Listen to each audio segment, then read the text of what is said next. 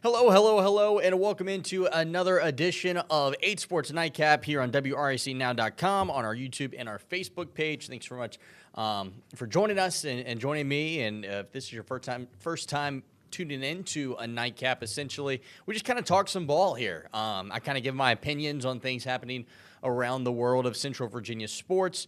And I'm joined later on in the show by Heisman voter Max Cohan. He reports on a lot of SEC football. And when you're talking college football playoff, that's in the center of that conversation. So I thought it would be nice to have him come in and kind of give his thoughts on the playoffs in general and, you know, kind of which teams are starting to stand out as a team that's going to make the college football playoff. A couple of teams kind of already locked it up, including Oregon, who have clinched their spot in the Big Ten championship. But first things first, we got to start off with what I think is kind of been the biggest storyline along, Richmond right now, and that is VCU hoops. It's been impressive start for the Rams this season. They're off to a 4-0 start. Most recently, they took down Loyola on Saturday, 83-57. They took down Merrimack on Wednesday, 63-42. And what's been interesting and fun about this VCU team is how deep they are. Jack Clark getting in there, getting 25 points. Max Schulga got 20. Guy nearly had a triple-double the other night. Bama Sill has been incredible every single time he's taken the floor. And I'm starting to kind of get an idea of, how deep VCU is this season.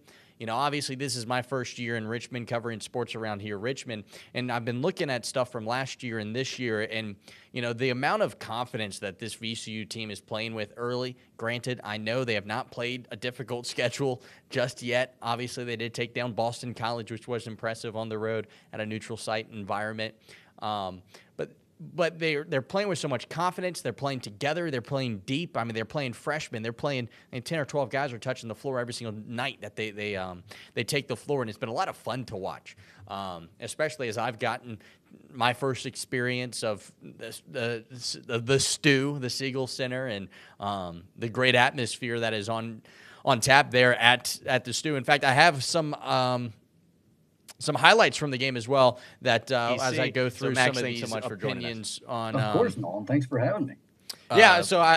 Sorry about that. Started on the wrong video here. There we go. On everything that's going on in the world of VCU basketball, it's been so impressive to watch them really take the start of their season by storm. The support they've gotten has been so impressive. This is their best start since the 2019-2020 season. And next up for them, they go to Charleston for the Charleston Classic, and they'll face off against their first matchup is maybe their hardest task yet, that being, of course, Seton Hall. Other teams that are going to be in that tournament will be Nevada, Miami, FAU, Oklahoma State, Vanderbilt, Drake, and of course, the aforementioned Seton Hall. What's interesting about the teams playing in that, FAU, Final Four team a couple of years ago. Miami, a Final Four team a couple of years ago. There's a lot of talented teams in this tournament that's coming up in Charleston, and it's going to be exciting to see just how good VCU can do in those games, right? Like how much talent is actually on this roster? Can this talent go into a tournament-type atmosphere, play 3 games in 3 days, and come away with a mid-season tournament win against Final Four programs, FAU, Miami, Oklahoma State, one of the better teams in the Big 12. Vanderbilt's got a new coach. They're looking like they've started their season off to a great start. Drake's in the tournament every single year. Seton Hall is in the tournament every year. This is a very stacked field, and it'll be interesting to see just where VCU stands. They're currently receiving votes for the top 25. If they have success at this tournament, if let's say they win 3 in a row, they're going to be ranked next week this time, and it'll be interesting, to see how long they can stay ranked. They haven't been ranked since that 2019-2020 season. It's been a while, and they're playing really good basketball. Ryan Odom's got them in a place where they're confident and they know exactly what they're supposed to do. Joe Bamacille's playing at the same school for the second year in a row for the first time in his career, and it looks like it. He's got 20 points every single time he touches the floor and has really been, putting the city on his back, being a Monacan guy as well. It's been a lot of fun to watch VCU. Obviously, this is, like as mentioned, my first experience with the Rams, and I'm excited to see what they can do this year in the A-10 and in against good opponents. And Seton Hall is kind of the first test for them, I think. Boston College, obviously, hasn't been a team that really has competed in the ACC. Yes, they're a better program, but seeing a Seton Hall matchup or Miami, FAU, seeing a matchup like that, I think we'll learn a lot about this VCU team and exactly where they can go this year. Can they be a top 25 team? If you're a top 25 team, you're a top 5 seed in the NCAA tournament, right? Or top 20 seed. So that'll top 6, top 25. You're in that situation where you're going to have a matchup in the first round that's going to, suit well for you. Granted, it's November. We have a long way to go until we get to March. So let's get back to football because that is what's on the center of everyone's mind. The Cavaliers, they moved to 5-5 on the season after they fall on the road to Notre Dame 35-14. And all of a sudden now we have this quarterback controversy that probably should have been brought up earlier in the season. I was kind of surprised that we didn't see this type of conversation happen earlier, especially after the loss to Clemson and the loss to Louisville. Tony Muskett came in both of those games and was able to lead drives and get into the end zone. And he did that again against Notre Dame. The Cavaliers had nothing going on offense. Anthony Colandrea, 3 picks, 8 for 21. They pull him, put in Muskett. He didn't do much better throwing the ball, 9 for 14 with just over 100 yards passing. But he was able to get something going with his legs, which is what we all thought Colandrea was supposed to be, the option that is supposed to be quicker and get out of situations.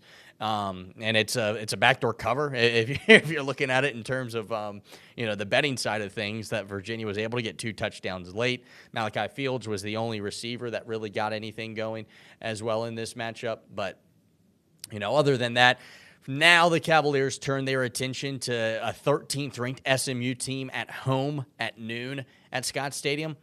And SMU obviously has not lost a game in the ACC. They've only lost 1 game all season. And I believe it was to BYU, but I want to double-check that real quick.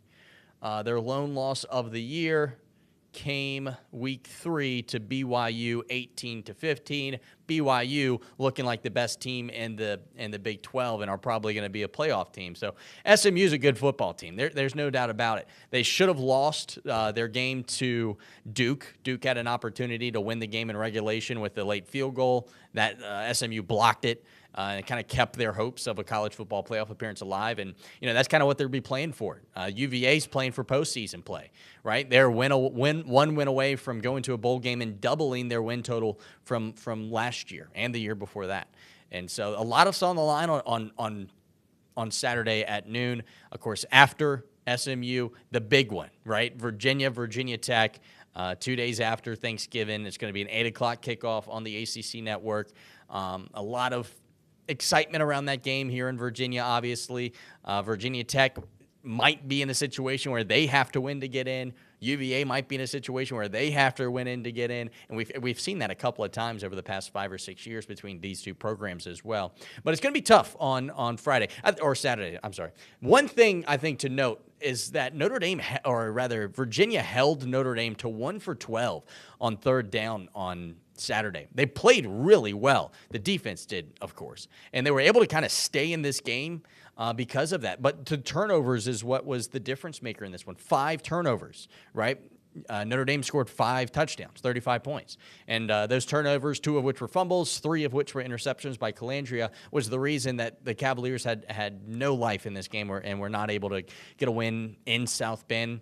I've talked to a couple people that went to that game, and it was exactly what everyone says when you go to a game at South Bend. Great place to watch a football game. If your team ever plays there, I highly recommend going. I was able to go and do it to see Virginia Tech play when I was a student there. Had a blast. Great atmosphere there at Notre Dame, but the Cavs were not able to defeat Notre Dame. I think they moved like 0-7 all time against the Fighting Irish. But I think the one thing you can kind of put a pin in is that the defense played really well, and they hadn't played well earlier this season. 1 for 12 on 3rd down is an incredibly impressive feat against a top 10 team in Notre Dame, who will probably be the highest seed going into the postseason if they can continue to win. Of course, the Fighting Irish play Army this Saturday, which I'm incredibly excited about to see if the Black Knights can pull off a win against Notre Dame as well in that matchup. All right, turning our attention now to Virginia Tech. They are back in action. They were, of course, off last week for a bye week, and now they have full 2 weeks to get ready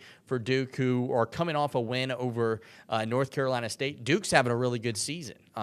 It's worth bringing up their schedule as well because Duke has been impressive. This is not the Duke of the early mid-2000s. This Duke team is talented. They beat UNC this year. They beat UConn. They beat Northwestern, Middle Tennessee State. Should have beat SMU. Beat Florida State for the first time in program history. These two teams have been in the ACC together for ages. Duke had never beat them. Beat them this year. Of course, Florida State's not as good as they normally are. And they put up a fight against Miami, who's looking like they could be in the college football playoff this year as well. And, of course, last week they get a 29-19 win over North Carolina State. They were on a bye week as well. I think I misspoke there this past week, but 2 weeks ago they were able to beat NC State. So Duke and Virginia Tech enter this game off of byes. This is a series that dates back to 1937, and then they didn't play for a while. They played a couple more times in the 80s, and then from 2004 until 2022, of course, Hokies and the Blue Devils faced off against each other every single year as coastal rivals. It was a pretty good rivalry, I thought. Tech went 15-4 in those matchups, all time to lead the series 19-11. And a couple of notable things for this Saturday's game against the Blue Devils is Kyron Drones, Bashal Tootin, and Malachi Thomas are all questionable for the game on Saturday. And what's interesting about that is if they hadn't played last week, you kind of wonder, would they have been fully healthy for a game that's much more winnable for Virginia Tech? That's up in the air to see who will play at quarterback and at running back. Last week when Tootin was injured and Malachi Thomas was out, they didn't rush the ball with anybody else. There wasn't a third-string option that got any carries. So it'll be interesting to see, who gets the carries at running back if Tootin and Thomas are both out, because last week we didn't see a running back other than Tootin run the ball, and he only ran it 4 times in that loss to Clemson 2 weeks ago. So interesting matchup on Saturday. Of course, it will be in Durham as well as the Hokies hit the road. And then, of course, they face off against UVA with a situation where it might be both teams looking to get into a bowl game. So be interesting to see how the season ends for Virginia Tech. They kind of face this wall, right? After a disappointing season where the expectations for the team were much higher coming into the year. This time of year, we were talking about Virginia Tech being in maybe the conversation for the ACC championship game, and now we're talking in a situation where they might be in a situation of they won't make even a bowl game. And so it'll be interesting to see how they approach going into the bye week. Did they go into the bye week and say, hey, let's cry and be sad about our situation of not being in this national conversation? Or did they go into it head first and realize what they did wrong and what they need to work on, and that there's much more to the season and a lot more going on in the future? That'll be interesting to see as well as they prepare to take on Duke, who is a very good team, and Virginia, who's played some good football here as of late as well. And so that'll be interesting to see exactly how the Hokies come out of this. I think that'll say a lot about the core of the team, the leaders on the Virginia Tech team, how the coaches approach disappointment and trying to keep guys motivated. UVA obviously came out of their bye week and got a big ranked win over Pittsburgh. It'll be interesting to see if Virginia Tech can do the same thing. They go into the bye week, and will they play? Will they show up against a talented Duke team, or will they be licking their wounds still and not really bought into the season anymore, that there's not anything on the line? That'll be very interesting to see. And, of course, we find out Friday night at 8 o'clock, that game in Durham. All right, turning our attention now to Virginia Union. They are headed to the playoffs. I definitely wanted to talk about some VUU football before we get into our guest here. Virginia Union making the playoffs for the 3rd straight year. They, of course, beat Virginia State on Saturday in Salem in the CIAA Championship, 17-13. That was a week after they had lost to Virginia State. So there was some awesome HBCU Division II football in the state the past 2 weeks between Virginia State and Virginia Union. And to see it all come together with State, kind of going on a tear to finish their regular season, and then Union being able to get a revenge game win at a neutral site in the CIAA championship. Very interesting, and of course they were able to get into the Division II playoffs. They were not secured a spot with their championship win. They had to get selected, and they did. They're the 7th seed in their region, and they'll be taking on the 2nd seed Wingate, the same team that they played 2 years ago in their first postseason playoff game. They lost to Wingate 2 years ago at home. And so it's kind of a rematch of that matchup. If you don't know who Wingate is, they're kind of south of Charlotte, have a really good team. It's going to be a tough matchup. The Panthers, though, they've never won an NCAA football game before, playoff football game, that is. 0-10 all-time, dating back to the late 1970s. So they're playing for history here, winning a playoff game, something they've never done. They finished their year 8-3 with that second straight CIAA title, and they're playing in their third straight NCAA football playoffs game. So that'll be interesting. And if they do win that one, they'll go on to play the winner of West Alabama, who's the 3 seed, and Lenore Ryan, who is the 6 seed in that same region as them. So there's not a situation where they're going to be able to play another game at home unless chaos happens with the 8-1 seed, and then they're able to beat West Al or Lenore Ryan. But big congratulations for Virginia Union. Not easy to do whatsoever. All right, let's finish things up with some college football playoff talk, a little Heisman talk as well. I was able to bring in a Heisman voter, reporter from the SEC in Max Cohan. He works at an ABC affiliate in Huntsville, Alabama, has worked there for multiple years covering Alabama, Georgia, Tennessee, you name it, he's done it. So I thought it'd be fun to bring him in and get his idea of what the college football playoff looks like. And here's kind of an idea of going into this conversation, what to kind of keep in mind. Oregon's looking like the team that's going to win the Big Ten. Texas currently will be the highest-ranked SEC team. BYU's the highest-ranked Big 12 team. Miami is in that conversation, of course, with SMU for being the top ACC teams. Those teams will get automatic bids, as well as, of course, Boise State, Army, or Tulane are looking like the highest-ranked group of 5 schools that might manage to sneak their way into the playoffs. The other teams kind of in this picture, Ohio State, Penn State, Indiana out of the Big Ten, Georgia, Alabama, Tennessee, and Ole Miss in the conversation, as well as maybe South Carolina in the SEC. Some other teams that might crash the party, or that, so to speak, Colorado, Arizona State, where did they come from? Iowa State. And, of course, Clemson and SMU could be those ACC teams as well, depending on how things shake out these next 2 weeks of the season. But let's go ahead and bring in the sports director at WAAY in Huntsville, Alabama, Heisman voter and a longtime reporter for SEC football. Thanks so much for joining us tonight. For those that don't know, Max, I used to work with him in Alabama. He's a Heisman voter for the Huntsville area. He has been covering Alabama football and Auburn football for quite some time. And when we're talking college football playoffs, you got to talk SEC. So, Max, thanks so much for joining us. Of course, Nolan. Thanks for having me. Yeah, so I think we'll just kind of hop right into, the thing on everyone's mind here in a couple of minutes. The college football playoff rankings are going to be coming out. From what you've seen, I know you've been on the road at Tennessee. You've been on the road at LSU. I don't know anyone that has a better idea of the college football playoff landscape than yourself. Let's begin with maybe, do you like this new setup? Because I've been enjoying watching football at this point in the season, probably more so than I ever have. I like it, but I have to admit it is a little bit confusing, especially once you get into the format where you're actually looking at where the teams are ranked and then where they sit in the bracket, because it's two vastly different things, especially if you're looking at a situation very much like we're going to see in the Big Ten, where you have 4 of the top 5 teams in the top 5. Only one of them can get that first round bye, and the other ones are going to be scattered throughout the rest of the bracket. So who's that one team going to be? Well, right now everybody thinks it's Oregon, but yeah, nobody knows for sure. And then you throw in the wrinkle of Notre Dame as well, right? Like, they can't get a first round bye, so they'll be the highest seed, which means they would then face off against an at-large bid, which almost puts Notre Dame to an advantage of a lot of these teams. Yeah, you'd think because they're already playing an ACC schedule, this would be the year that they'd go, all right, maybe we should actually join the ACC, but they'll still hold off. And Miami has been a bit of a wild card because, yeah, they've won a ton of games, but most of them they probably could have Yeah, lost. I I know mean, that the one to there's a Virginia Virginia Tech here Tech in game that you have Virginia fresh on that, your mind still. a lot of people around here said they did lose that game.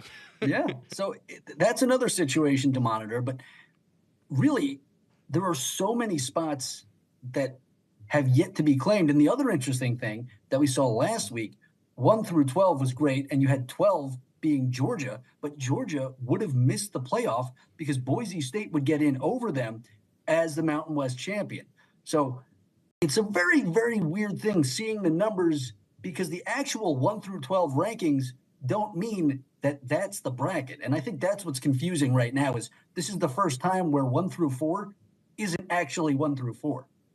Yeah, and what's so interesting, I'm very curious to see what the rankings look like after this week. I know there's 2 weeks of football left. We have some rivalry games we got to get through. We got a couple of regular season games, to take place as well. But let's take a look at who would be in based off of the AP poll, which actually has not been very similar to the CFP poll if you've been keeping track of that. But they got Oregon number 1, Ohio State number 2, Texas number 3, right back up there, Penn State 4, Indiana, Notre Dame, obviously as an independent at 6, Alabama 7, Georgia following their big win over Tennessee at 8, Ole Miss 9, Tennessee 10, 11, Miami, and then what would be the at large, not at large, but conference champion of Group of 5, Boise State at 12, and then you have 2 what will probably be, I think, possibly the winners of the Atlantic Coast Conference in the Big 12 and BYU and SMU. So we're looking at, out of these teams of Tennessee and Ole Miss and Georgia, it's so much football. I realize there's a lot of football left to be played, but it's so hard to predict who's getting in. Like, you think back to last year, and it was like a pretty clear cut of like, all right, this team's in, that team's in. If they went out, it's in. But now with this extended playoff, it's like there's so many games that felt like an elimination game. Like that Tennessee-Georgia game felt like an elimination game, but then, you go back and look at the rankings and like who else would have actually jumped up in those rankings if, Tennessee wins that game. So it's kind of I can't decide if I like it or not.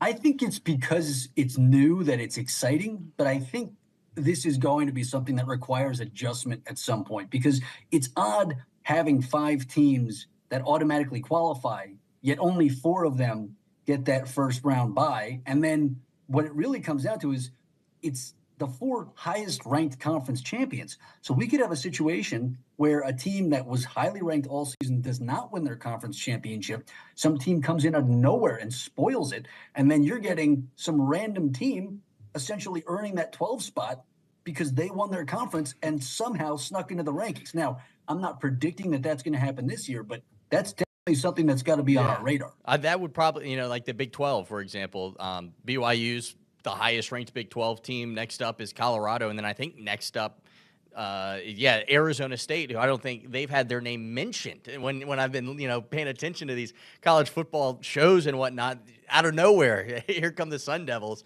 They could play spoiler if I think that Colorado does have the tiebreaker on them, but if Colorado drops one of their last 2 games, all of a sudden we're in a situation where it's Arizona State or Iowa State in the conversation for for being in the playoffs out of nowhere. I mean, it's been nuts, and it's been a lot of fun to watch. Let's turn because there is so much football to be played. It's hard to really lock down what's going to happen. It'll be really interesting to see what this the new playoffs come out that they come out tonight at 8:00, and that obviously comes on here in a couple of minutes after this show's over. But talking a little bit of Heisman Trophy talk, that's been a big discussion. I know you're a Heisman voter. You're closer to these situations than ever. Jalen Milroe, I feel like, has kind of lifted out of nowhere after having a really good game a couple of weeks ago. Obviously, Genty at Boise State is a popular name, as well as Travis Hunter. When you've been talking with people and you're kind of putting your thumb on this thing, where are you at with this? So it's moved around a lot because there were points where at the beginning of the season, you look at through the first 3 games, especially after the win over Georgia, you thought maybe Jalen is the guy, and obviously it's a little bit different for me because I was watching it up close and I was seeing the stuff that he was doing against Western Kentucky and against, Georgia, and it was insane. Then there's a down month for him and he kind of falls out of frame, and then you start to see Ashton Genty rise up the board. You can never count Travis Hunter out, because when you have somebody doing what he's doing on both sides of the ball at that level, how often are we seeing that? I mean, No. really, it's very, very rare. I mean, so he's there's going to be a playing lot more of people. two sides of the ball than Dion did. I mean, he's playing Yeah, like and 200 snaps a you game. could argue that he's doing it on both sides at a higher level. Now, the cornerback, it's probably close, but he might be the best cornerback if you had him just straight up best cornerback in college football. Oh, yeah. And then you take into the consideration that the guy's also the team's primary wideout. Yeah, I mean, he's probably a first team All Big 12 wideout, as well as, I mean, will he win offensive and defense player of the year for Big 12? Probably. It's crazy.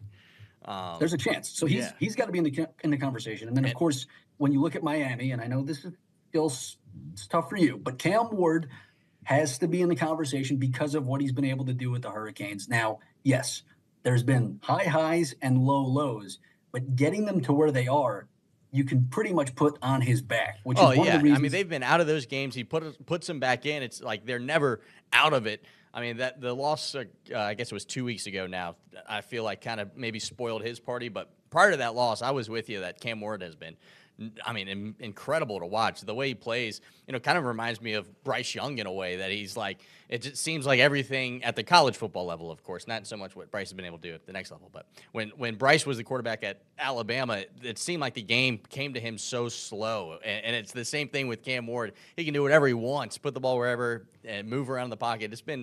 He's been fun to watch. Obviously, all of us here in ACC country have gotten to experience that firsthand. But yeah. And then another name that really hasn't been so much in the conversation, but has to be discussed, is Dylan Gabriel, because he does have the Ducks at number 1 in the nation. They've been there for the majority of the season. Now, he's not putting up superstar numbers, but look at what Stetson Bennett did maybe 2 years ago. He was a Heisman finalist, and he had like 22 touchdowns. It wasn't anything that blew you away, but in all fairness to him, he wasn't playing in the fourth quarter that much because the team was winning by 20 points every week, so they didn't need him in there, and they didn't have to throw the ball when you're up 20. So, it'll be interesting to see how everything slides, but I would believe the way things stand right now, in New York, you're going to have Travis Hunter, you're going to have Cam Ward, you're going to have Ashton Genty. That fourth, I don't know. I would say right now is probably Dylan Gabriel, but a lot will depend on how these guys perform in the conference championship games. Can kind of go back a little bit, but, talking about Dylan Gabriel, doesn't it seem like there's always an Oregon quarterback in the conversation of this thing at the end of the year? And I think what's one thing that's interesting about this year's college football playoff and all this conference realignment is that Oregon, I feel like, is getting more media coverage than maybe they did in the Pac-12. If you think back a couple of years ago, I mean, everyone, they'd be ranked high, and, they'd have their conversations for, their big game against Washington or whatever. But it's kind of been cool to see Oregon, go to the Big Ten, rise up above, this West Coast bias, and kind of now they're number 1 in the country by far. I'm sure that has a lot to do with their media coverage as well, but it does feel like they're getting more love now that they have moved conferences and they're playing Ohio State, Penn State, whoever they're playing each week. I think that's a big part of it, because people would before make the argument, okay, well, it's the Pac-12. They're the best team in the Pac-12. You're expecting them to beat these teams. Then they move and they're playing the Ohio States. They're playing the Michigan. They're playing the Penn States. And you're going, oh, they can hold their own and beat them. And now it's like, okay, maybe you were going to sleep before Oregon played their games in the past. Now you don't really have that choice. Yeah, especially with big noon kickoff. Everyone's playing early and stuff. But it's been a fun college football season. I think I'm on the side of things that I've liked the playoffs. I mean, that Georgia-Tennessee game last year would not have meant anything other than bragging rights in terms of the national conversation. And, it had game day. It had everyone's attention. Everyone was, tuned in and locked and loaded for that matchup. Hold on. What do you got there? You got something for us? Just an EP calling me. I'm sure it's about our Iron Bowl special or something. That's fine. Well, it can wait. Yeah, it is a busy time of year, but the college football playoffs have been fun. Maybe I'll have you on again as we get closer to Selection Sunday. Appreciate your time joining us, Max Cohan, sports director over at WAAY TV, the ABC affiliate in Huntsville. Busy man on campus. He's got some college football playoff plans to put together. So we'll let Max get to it. Thanks for joining us. Of course. Thanks again, Nolan. Thanks, Max.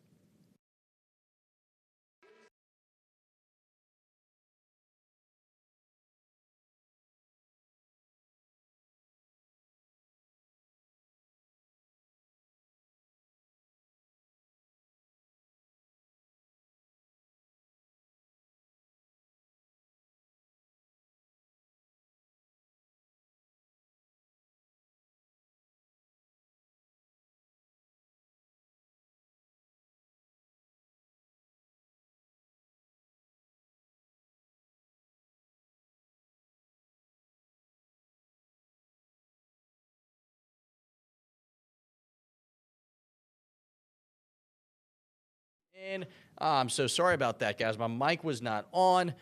Big shout out to Tanik for helping us out there. Essentially, the college football playoff rankings were released. Oregon gets the top seed. Ohio State second. Texas third. Penn State fourth. Indiana actually fifth in the college football rankings. There, Notre Dame would be sixth. Alabama seventh. Miami eighth. Ole Miss 10th. Ninth, rather. Georgia 10th. Tennessee 11th, and then Boise State gets that last spot. So big thanks to Max Cohan for sitting down to talk some college football playoffs. Those are the rankings that were just released moments ago on ESPN. And thanks so much for tuning in to another episode of 8Sports Nightcap. We'll see you next week for another busy week of sports here in Central Virginia. Next week, of course, we got Virginia Tech, and, of course, some playoff games as well taking place. So thanks so much for tuning in. We'll see you next week, same place, same time, right here, 8Sports Nightcap on WRICnow.com. I'll see you tonight at 11 o'clock. Bye, guys.